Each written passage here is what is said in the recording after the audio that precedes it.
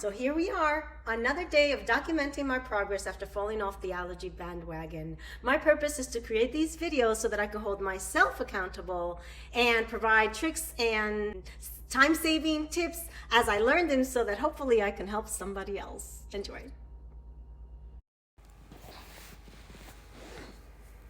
I was inspired tonight to experiment and cook or create a vegan queso because I had leftover yummy fajita from the Mexican restaurant that we went to when we went to the party.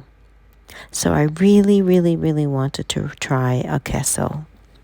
The queso that I tried was okay, but I am not a fan of the sweetness that the cashews offer. However, I was able to use it as a salad dressing, and I liked that better. Today, I would like to share just some tips that I have used over the years to freeze my foods so that they are fresh, just like if you would have made them when you take them out of your freezer. And the one trick that I like to use is to use a jar, to use different types jars, canning jars. You put your foods in your canning jar and you leave about 1 to 1.5 inches on top empty, and then you put the lid on it loosely. You handle with care, make sure your jars are dry before putting them in your freezer. Put them in an area that they're not going to get hit around to keep them safe.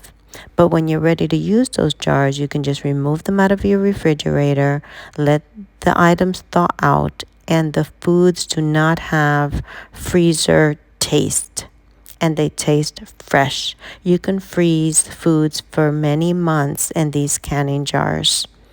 Add a little label to the top with what the content of your jar, because when the items freeze, often you cannot tell what is in that jar. So make sure you label and write the date of the food. Some of the items that I'm going to freeze today are my salsa, the queso dip, the impossible meat sauce, the apricot jam, and some fresh spices. And by the way, yes, you can freeze avocados. You can freeze whole lemons. Okay. The avocados that I have frozen are good to thicken or to make like salad dressings. I don't recommend them for guacamole though. It's a great idea to buy fresh spices. When you have a lot of allergies, it's really best to cook with as fresh spices as possible and avoid powder mixtures because you don't know if they include fillers, and sometimes, unfortunately, they don't always reveal that. And so, cooking with fresh spices is a great idea, but how do you keep them so that you can use them before they spoil in your refrigerator? And so I have cut up these fresh spices and put them into these 2 tablespoons ice cubes and have added a little olive oil.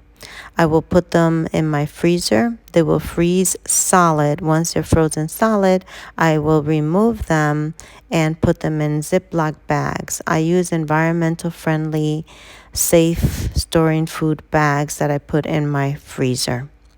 And by the way, as a side note, because I knew I was going to eat that Mexican food, which I absolutely love, I knew that I would have to be proactive when it came to keeping my inflammation and bloating down. So I drank ginger tea. I had the ginger tea ready. And believe it or not, stool softeners, 1 to 2 tablets, will take away that very uncomfortable bloating and the puffy, hard stomach almost instantly. It's a great trick to fight your battles and enjoy some good food once in a while. So that's a great tip of the day. I hope you got something out of today's video.